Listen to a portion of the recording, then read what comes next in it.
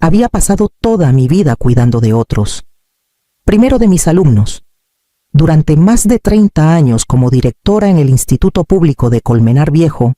Luego, de Mauro, mi marido, que luchó durante 5 años contra un cáncer que lo fue apagando poco a poco, mientras yo sostenía su mano y todo lo demás. No me quejo. Amé. Eduqué. Fui útil, pero cuando Mauro se fue y el silencio empezó a colarse por cada rincón del piso en que vivíamos, supe que me merecía otra etapa. Mía, sin explicaciones, sin tener que ceder la cama, el sofá o el último yogur en la nevera. Por eso, cuando encontré aquella mansión modesta pero hermosa en las afueras del pueblo, con jardín abierto, paredes encaladas y una buhardilla perfecta para llenarla de libros y quietud, no lo dudé.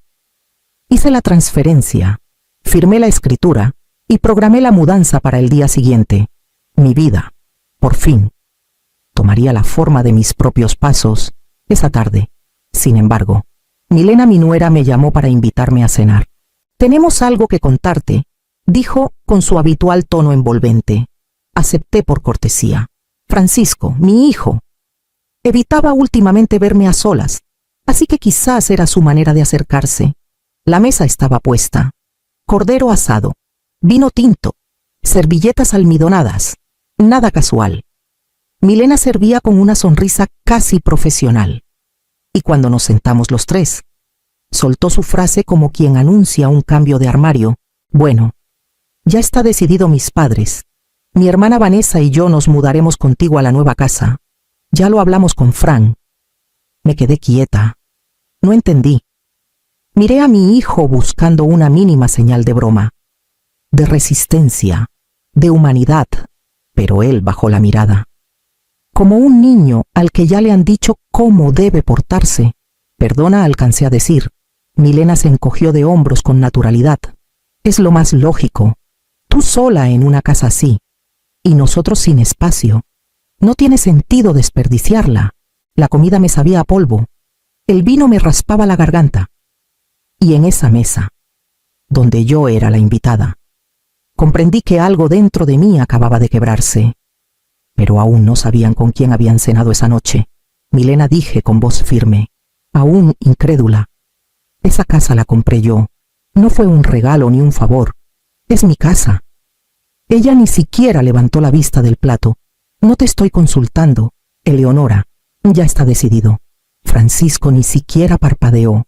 Comía en silencio, como si su única misión esa noche fuese acabar su cena sin intervenir.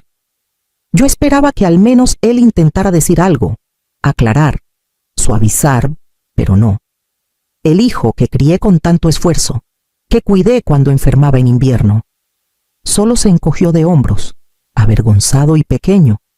«¿Tienes las llaves?», pregunté, temiéndolo. Milena sonrió, triunfal. Abrió su bolso y sacó un juego idéntico al mío. «Fran me las hizo hace semanas. Pensamos que era mejor tenerlas por si te pasaba algo. Ya sabes, por seguridad». Me levanté de la mesa sin decir una palabra más. Ya no tenía sentido quedarme allí. Ellos hablaban como si yo fuera un mueble más de la mudanza. Esa noche no dormí. Recorrí el piso con los brazos cruzados, el corazón agitado y un sabor metálico en la boca. A las 3 de la mañana, abrí el portátil y revisé cada contrato. Alguien debía recordarme y recordarle a ellos que yo no había llegado hasta aquí para ser pisoteada al final del camino.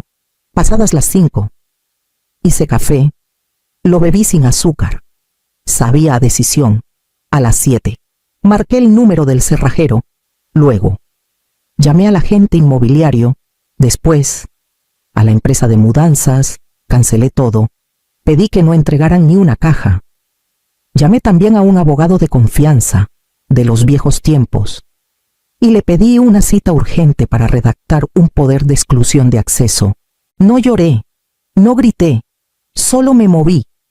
Y mientras el día comenzaba a clarear sobre los tejados de Colmenar, sentí por primera vez en años esa vieja chispa que creía dormida, la de una mujer que ha vuelto a reconocerse. porque si pensaban que yo iba a quedarme al margen, es que no sabían nada de mí. El amanecer llegó antes de que pudiera pestañear. El teléfono fue lo primero que toqué. Cancelé la mudanza, una a una las entregas, los muebles encargados, incluso la instalación de la alarma. No quería que nada de lo previsto siguiera adelante como si no hubiera pasado nada. Después, llamé al cerrajero. Le pedí que cambiara todos los bombines y que dejara un sistema sin copia extra. Le expliqué que había entregado llaves por error y que quería retomar el control. Asintió con respeto. A las 8:30, entré en la notaría. El abogado, un viejo compañero de mi difunto marido, me recibió sin preguntas. Firmé un poder de exclusión con cláusulas específicas. Cualquier intento de ocupación o acceso no autorizado sería denunciado. Le añadimos una nota privada. Incluye a familiares directos, sin excepción. Él alzó una ceja, pero no comentó nada. Yo no tenía ánimos para explicaciones. A las 10 en punto, entré en mi casa, la mía, vacía, fría, eco en cada pared. Pero esa vez no me pareció un abandono, sino una promesa. Las cajas no estaban, los muebles tampoco.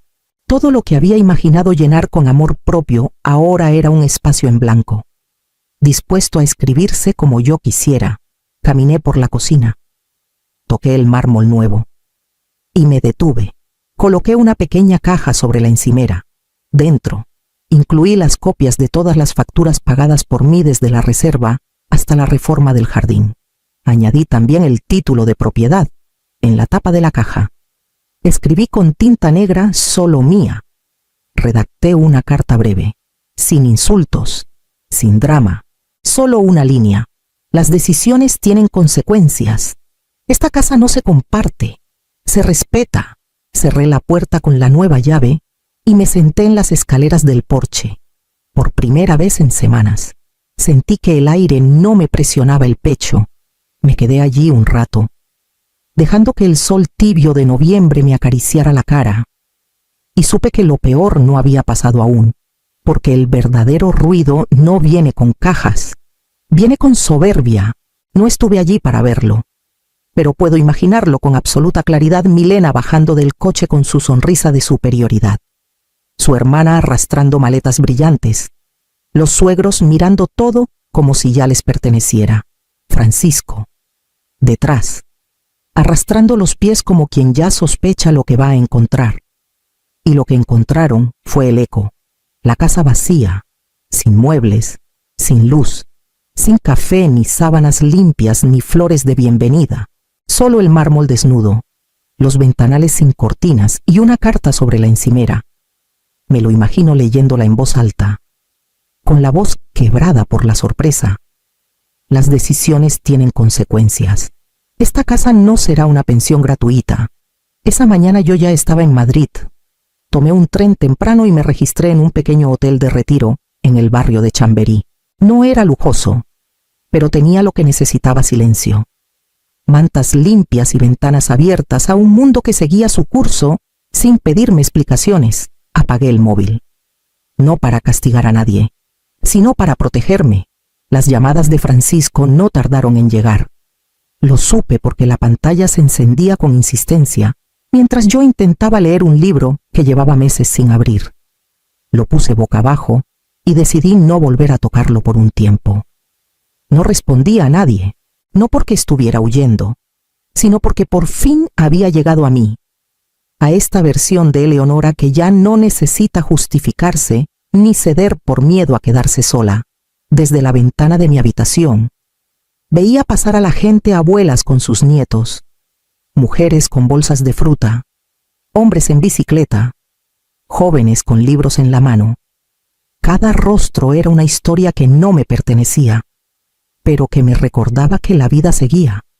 Y por primera vez en mucho tiempo, no me sentí sola, me sentí libre. Volvería a Colmenar, sí, pero no a negociar. Volvería como quien regresa a su casa, con la cabeza alta. Las mañanas en Chamberí tenían algo distinto. El aire parecía más lento, más amable. Bajaba a la plaza con un café y un cuaderno sin escribir. No pretendía nada. Solo estar, sentarme, respirar. Fue allí donde lo conocí. José Montoro, canoso, con boina de lana y manos grandes que repartían migas de pan entre las palomas como si fuesen perlas. Me ofreció una banca libre con un gesto cortés y, sin necesidad de muchas preguntas, comenzamos a conversar. Me contó que era viudo, que había sido ferroviario, que desde que murió su esposa, la plaza era su rutina y su refugio. Yo le hablé de Colmenar, de mi casa, de mi marido, y de lo que había ocurrido con mi nuera, no con rencor, sino con esa mezcla de resignación y claridad que solo llega cuando una ha dejado de justificarse. José me escuchó en silencio, y entonces dijo: estar solo no es lo mismo que estar solitario. A veces, por fin solos, es cuando realmente volvemos a nosotros. Me estremeció su frase. Quizá porque la entendí como un espejo. Me sorprendió cuando agregó, casi en voz baja: vi a esa mujer, Milena, no hace unas semanas. Estaba midiendo el porche, tomando fotos de las ventanas, hablando por el móvil como si ya fuera dueña de todo. Levanté la vista. Él asintió con serenidad. Grabé parte. Pensé que podría ser útil, por si te estaban engañando. La gente se cree muy lista, pero a veces olvida que los vecinos miran. Mientras tanto, en Colmenar, Milena regresaba a la casa con un abogado. Intentó entrar, no pudo. Llamó, gritó, alegó que existía un acuerdo verbal, una promesa familiar. José, sin que yo se lo pidiera, fue hasta allí y le entregó al notario una grabación. Milena, con su tono habitual, decía claramente: no necesitamos que la vieja lo apruebe. Si no quiere, igual lo haremos. La grabación se detuvo justo ahí, y yo supe que, esta vez, no hacía falta alzar la voz. Solo bastaba con dejar que la verdad hablara sola. La llamada llegó una noche, cuando ya me había metido en la cama con una taza de infusión y el libro abierto por la misma página de siempre. Francisco. El nombre iluminó la pantalla. Dudé, pero contesté. Mamá. Dijo con un hilo de voz que ya no recordaba. No habló de inmediato. Respiró hondo. Luego comenzó a contarme todo lo que no había tenido el valor de decir en persona. Que Milena lo había presionado durante meses. Que la idea de mudarse conmigo no fue suya. Que incluso el duplicado de las llaves se hizo sin su pleno consentimiento. No sabía que iba a presentar ese documento, ni que lo había hecho parecer como si tú hubieras accedido, dijo, tragando saliva. Yo escuchaba, no con rabia, con ese tipo de paciencia que se tiene solo cuando ya no se espera nada. Francisco, no puedes vivir eternamente en dos lealtades. Decide, o ella, o la verdad, pero no puedes seguir caminando por la cuerda floja esperando que nadie caiga. Hubo un largo silencio al otro lado. Pensé que había colgado, pero entonces lo escuché llorar. No sé cómo hacerlo, necesito tiempo. Yo ya lo tomé, le dije, y colgué. No para castigarlo, ni para cerrarle una puerta, solo para que, por una vez, él sintiera el peso de una elección no pospuesta. A la mañana siguiente, bajé al comedor y la recepcionista me interceptó. Una señora ha venido buscándola. No quiso esperar, pero dejó esto. Era una tarjeta. Reconocí la caligrafía pretenciosa de Milena en la primera línea, al dorso. Solo decía: no insistas si no vienes a disculparte de verdad. Sonreí. La había escrito yo, hace días. Y le pedí a la recepcionista que la entregara si alguna vez Milena cruzaba esa puerta creyendo que aún podía imponer su voluntad. Y en ese momento comprendí algo que durante años no supe ver, que a veces poner límites no es romper con los demás, es volver a abrazarse una misma. Y yo, al fin, me había abrazado. Me encontraba en la sala de lectura del hotel cuando sonó el teléfono fijo. Algo poco habitual. Era la recepción. Carmen y Román estaban en línea. Dudé, pero acepté. Eleonora, disculpa que te molestemos. Empezó Carmen con una voz que ya no sonaba altiva. sino honesta. Solo queremos hablar contigo. Sin mentiras. Me pidieron 5 minutos. Se los concedí. Me contaron que Milena les había dicho que yo los había invitado a vivir conmigo, que estaba sola, triste, y que su presencia sería un consuelo, que yo misma había mencionado que una casa tan grande era una carga.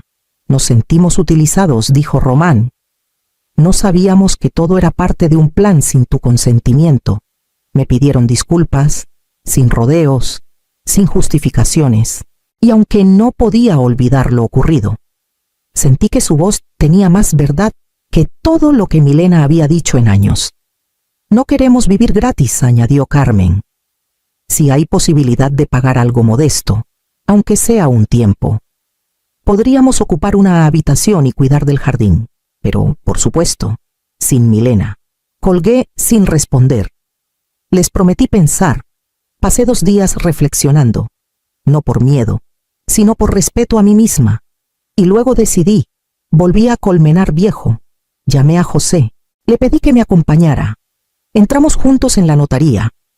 Redactamos un contrato de alquiler simple, una habitación, uso limitado de cocina y responsabilidad compartida sobre el mantenimiento del jardín, sin acceso a mi biblioteca, sin visitas, sin Milena. Todo por escrito, sin ambigüedades. Carmen y Román firmaron con manos temblorosas. José, como testigo. Y cuando el notario selló los documentos, sentí que no estaba abriendo la puerta de nuevo al caos, sino cerrándola con condiciones claras. No era una tregua forzada, sino un acuerdo entre adultos, sin trampas, sin manipulación. Milena no fue mencionada, ni una sola vez, y eso fue, para mí, el mayor alivio, porque a veces, reconstruir no es volver al punto de partida, es empezar desde otro lugar, uno donde ya no cabe quien alguna vez quiso anularte. Los muebles llegaron un martes, en silencio. Esta vez no hubo decoradores ni listas interminables. Elegí lo que realmente necesitaba: una mesa de madera clara, 2 butacas cómodas, una lámpara de pie que arrojara luz cálida sobre mis libros, nada ostentoso, todo funcional. La casa respiraba distinto. Ya no era una vitrina para presumir, sino un refugio para vivir. Carmen se encargaba de la cocina. No era experta, pero ponía cuidado en cada detalle. A veces me dejaba notas junto al desayuno. Hoy hay lentejas o he preparado caldo. Por si hace fresco. Román, por su parte, se tomaba el jardín como una misión personal. Podaba con paciencia, regaba sin prisa y hablaba con las hortensias como si fueran nietas traviesas. Yo retomé mis caminatas por el campo, al principio sola, luego con José, que se convirtió en mi sombra discreta. Nunca preguntaba de más, pero sabía cuándo guardar silencio y cuándo ofrecer una palabra. Su compañía era sencilla y reconfortante, como un banco de piedra al sol. Los domingos eran tranquilos. Ya no había tensiones en los pasillos ni miradas que exigían explicaciones. La casa comenzaba a sanar. Fue en uno de esos domingos cuando sonó el teléfono. Francisco, mamá dijo con voz serena. He pedido el divorcio. No dije nada. Esperé. Tardé en verlo. Me creí fuerte por resistir, pero en realidad solo estaba huyendo del conflicto. No me di cuenta de quién era Milena, hasta que vi cómo te trataba a ti. Sentí un nudo en el pecho. No de tristeza, de alivio. No espero que me perdones de golpe, añadió. Pero quiero empezar de nuevo, desde la verdad. Colgué con una calma que no conocía. No le prometí nada, pero tampoco le cerré la puerta. Esa tarde, abrí todas las ventanas. El aire corrió por la casa como una música nueva, y por primera vez, no tuve miedo de que alguien volviera, porque si lo hacían, ya sabían que aquí las reglas habían cambiado. La vi desde la ventana, parada frente al portón, sin coche, sin maletas, sin aliados, solo ella, y esa expresión entre desafiante y herida que tantas veces usó para confundir. Salí con paso firme, pero sin prisa. Me detuve en el porche. Apoyé las manos en la barandilla y esperé a que hablara. Necesitaba verte, empezó, mirando hacia el suelo. Todo esto se nos fue de las manos. No respondí. Solo incliné la cabeza. Quizá exageré algunas cosas, pero no lo hice con maldad. Pensé que podíamos convivir, que a ti te vendría bien, compañía. Cada palabra era como una red tejida con pinzas.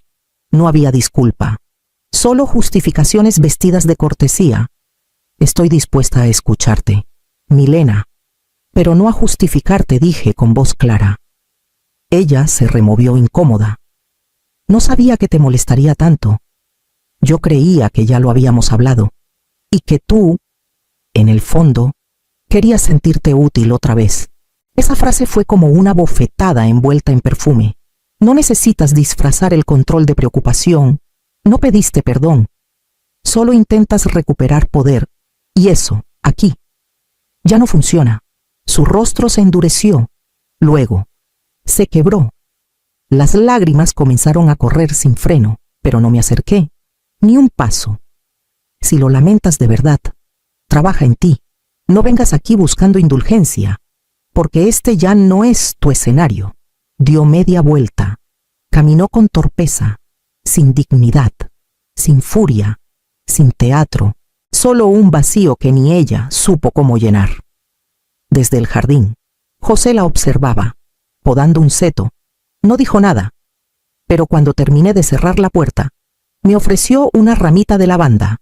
Para el salón dijo simplemente, la coloqué en un pequeño jarrón, justo al lado de mi butaca, y me senté, no para esperar, sino para descansar, porque había aprendido que lo más valiente no es quedarse donde una espera que cambien, es cerrar la puerta, con la conciencia tranquila. La buhardilla tenía una luz especial por las mañanas. Siempre lo supe. Durante años soñé con convertirla en biblioteca, pero ahora su destino fue otro, un rincón compartido, no para todos, sino para quienes supieran habitarlo con respeto. Coloqué alfombras suaves, cojines amplios, una mesa baja con teteras de cerámica y una estantería donde cada libro tenía historia. Lo llamé el Altillo, ni fundación, ni refugio, solo un club, privado, íntimo, libre. Comenzaron a llegar mujeres del barrio, algunas viudas, otras separadas, todas con algo en común: habían pasado demasiados años callando. Aquí no se exigía nada, solo se ofrecía una historia, una lectura, un té. Pegué una placa en la puerta de entrada, escrita a mano. Aquí no se entra sin permiso, y quien entra, se queda si respeta. Carmen preparaba bizcochos los miércoles. Román traía flores de su jardín, y José llegaba cada sábado con pan caliente envuelto en paño y una sonrisa que no necesitaba explicación. Una mañana, en el buzón, encontré una carta. Reconocí la letra temblorosa de Francisco. La abrí en la cocina, con el olor del pan recién horneado flotando en el aire. Gracias por enseñarme lo que nunca me atreví a defender. Lo aprendí tarde, pero lo aprendí contigo. No lloré. Solo la doblé con cuidado y la guardé entre las páginas de mi cuaderno de recetas, como se guardan las cosas que no necesitan respuesta. Solo memoria. Salí al jardín. Las rosas estaban abiertas. Carmen me saludó desde la ventana con harina en las mejillas. Román regaba las hortensias. José me alcanzó una taza de café y, sin ceremonia ni ruido, crucé el umbral de mi casa, sin miedo, sin sombra, porque la casa no era el premio, era el escenario, y el verdadero hogar era una decisión.